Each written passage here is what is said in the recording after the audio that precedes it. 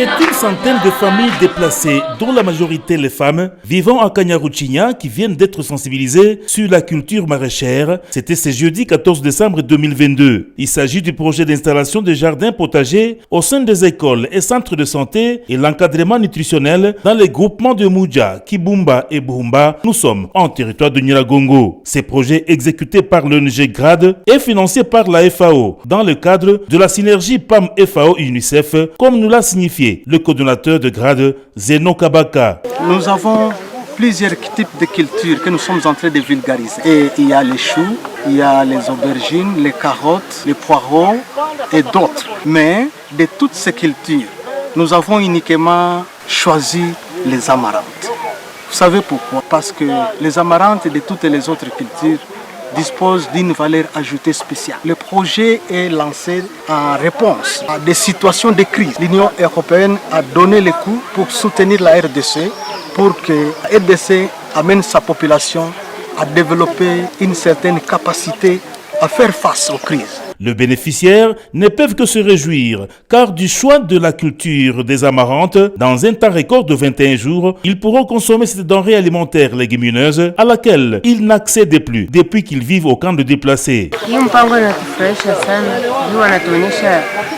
Legime yenyewe tunapasha panda kutusaidia mbinguni. Na ile legime inaitwa ni lengalenge na kumalika siku makumi na moja.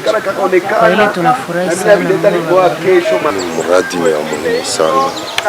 Juu tunasikia itufundisha namna vile kuheshimia kulima mboga ambazo zitatusaidia katika hii maisha.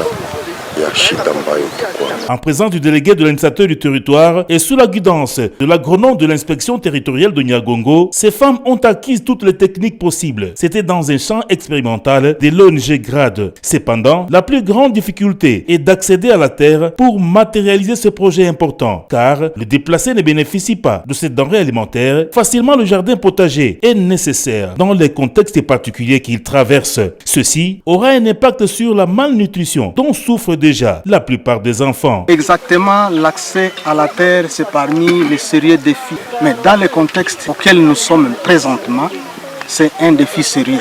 Parce que d'abord, présentement, comme ici, c'est un jardin que le GRAD a sollicité auprès d'un membre de la communauté. Les populations qui se sont déplacées se trouvent maintenant ici à Kanyaruchinya. Et à Kanyaruchinya, nous avons des membres de communauté qui bénéficient déjà de nos programmes. Et nous les avons sollicités de développer la même sympathie.